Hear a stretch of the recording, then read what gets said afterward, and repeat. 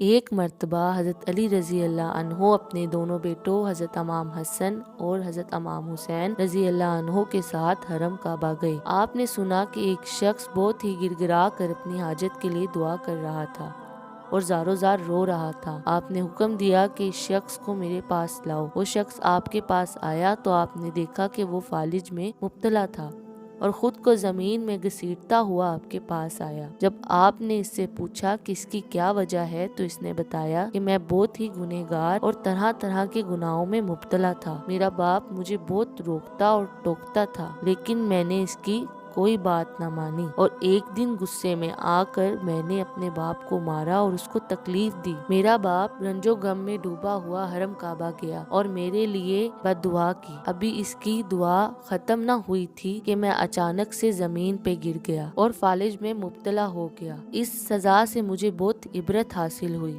اور میں نے رو رو کر اپنے باپ سے معافی مانگی اور میرے باپ نے اپنی شفقت کی وجہ سے مجھے معاف کر دیا اور کہا چل بیٹے، جہاں میں نے تیرے لیے بد دعا کی تھی وہیں جا کر میں تیری صحت اور تندرستی کی دعا کرتا ہوں۔ میں اور میرا باپ حرم کعبہ جانے کے لیے تیار ہوئے اور سفر کے لیے نکل گئے۔ راستے میں میری اونٹنی برکنے لگی۔ میری اونٹنی کے برکنے کی وجہ سے میرا باپ نیچے گرا اور وہیں اس کا انتقال ہو گیا۔ اب میں اکیلا ہی حرم کعبہ آ کر دن رات اللہ سے رو رو کر اپنی تندرستی کے لیے دعا مانگتا ہوں۔ امیر المومنین رضی اللہ عنہ نے ساری بات سنی اور سن کر فرمایا کہ اے شخص، اگر واقعی تیرا باپ تجھ سے خوش ہو گیا تھا تو اطمینان رکھ، خدا کریم بھی تجھ سے خوش ہو گیا ہے۔ اس نے کہا اے امیر المومنین، میں قسم کھا کر کہتا ہوں کہ میرا باپ مجھ سے خوش ہو گیا تھا۔ امیر المومنین حضرت علی رضی اللہ عنہ نے اس شخص کی حالت زار پر رحم کھا کر اس کو تسلی دی اور چند رکعت نماز پڑھ کر